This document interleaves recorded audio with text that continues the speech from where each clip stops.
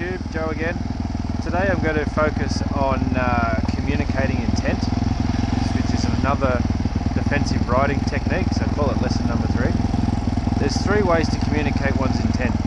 One is with indicators, which is the most commonly known one. The next one is with preparatory braking. And the third and most effective one is actually positioning yourself on the road so that you're more predictable. There is a fourth one, it's called flapping your arms around wildly in a panic, and the fifth one is swearing at the top of your voice. Very useless, the last one. So I'm on the way to work again, looking all the way up towards the truck. I can see a yellow school bus coming, so a little bit of rear brake there. Check my mirrors, there's nothing behind me. There's not really much intent to communicate here. Mainly useful for junctions and overtakes. So I move back to the left here to get maximum view to the right to avoid any oncoming. Watching that there. Okay, watching that lady. Just a quick mirror check then, nothing coming behind me, so it's relatively quiet this morning now. Here, I'm slowing down on the rear brake and now moving to the left, so I've got more space. Now, here I've got the rear brake on and I'm just slowly moving through the junction, kind of like a shark amongst a school of fish. Okay, you just move slowly and deliberately with intent. Back to first gear now for the scooter. Quick mirror check to look behind me for overtake, in case someone comes up behind me. Now looking for an overtake. Head check to the rear. That's also a good early warning sign to potential Valentino Rossi's in the fall. Okay, I'm thinking about an overtake here, but I'll wait until that red bus passes. Move out to the right and have a look. Relatively clear, but there's not much benefit here. So I'm past the scooter, but now I'm coming into a tight zone here. So I'm on the rear brake and check, quick mirror check. Back down to second gear. Okay, so it's just be predictable. Around this guy. 3 up on a motorcycle. I'm watching the policeman here. Back down to second gear, it's a little busy. I want to go right here, so I'll put the indicator on, check my head, and I've moved across early so that this guy knows what I'm up to. Now I'll move back to the left to get maximum view to the right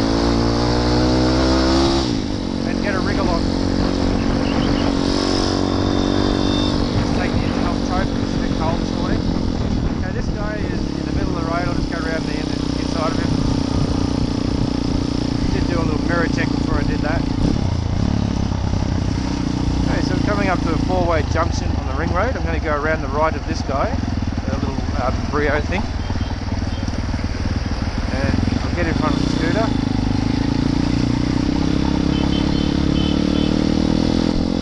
So I'm looking for overtakes now. Just wait for this motorcycle to go past, KTM 390, nice bikes.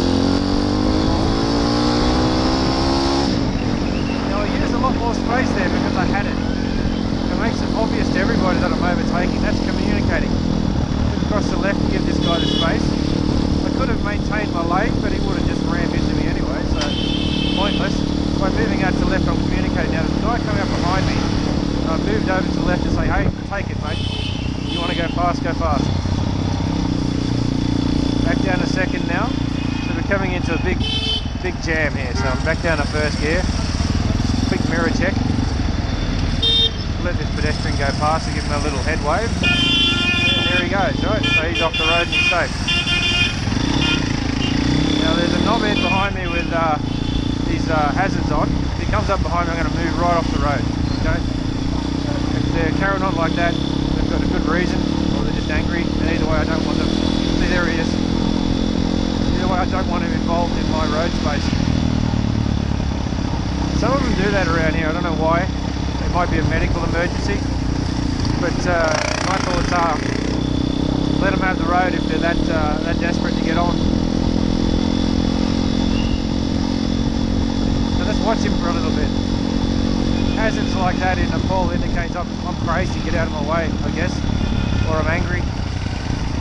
Whatever. So you didn't win that battle with the bus. That's the other thing too. Indicators don't really mean shit. Especially in Nepal. Alright, he's driving like a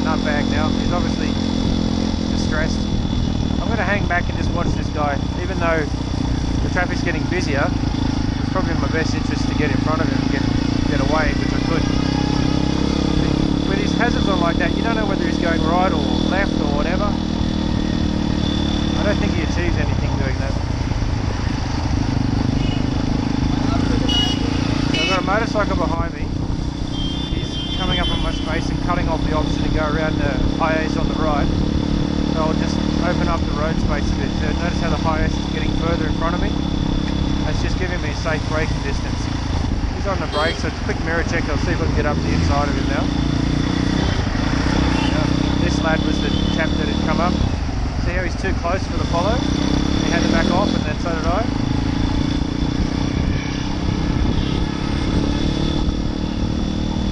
Since I'm coming up on another three-four-way junction up here, there's no point in trying to get around the high-ace here. I'll just end up running into this bus here. Mirror check to the left because I can see a motorcycle coming up. Just a little bit of rear brake. Now I see this motorcycle on the right. Because I've eyeballed him and moved forward, he knows that I'm not going to give him the opportunity to go in front of me. So that was a very gentle stop on the rear brake because I had sufficient stopping distance. Now I might try to make some progress here. Nah, that's a fail. You never know with the buses. Sometimes they stay, sometimes they go. That one was at least kind enough to indicate.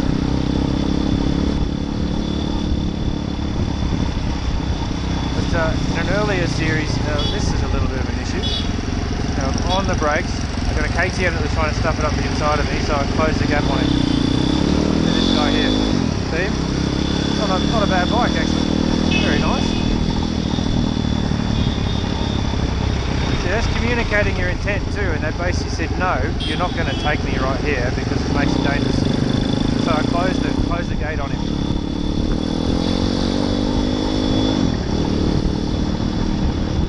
Record, this little Mad Ash would smoke a KTM 200, no problem. KTM 390s, a little bit harder. Now I want to go left here, so there's no point jumping in between these guys. I'm indicating, head checking, getting in behind them.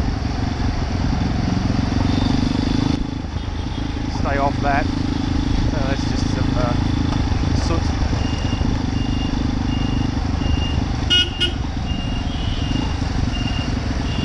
Another head check to the left.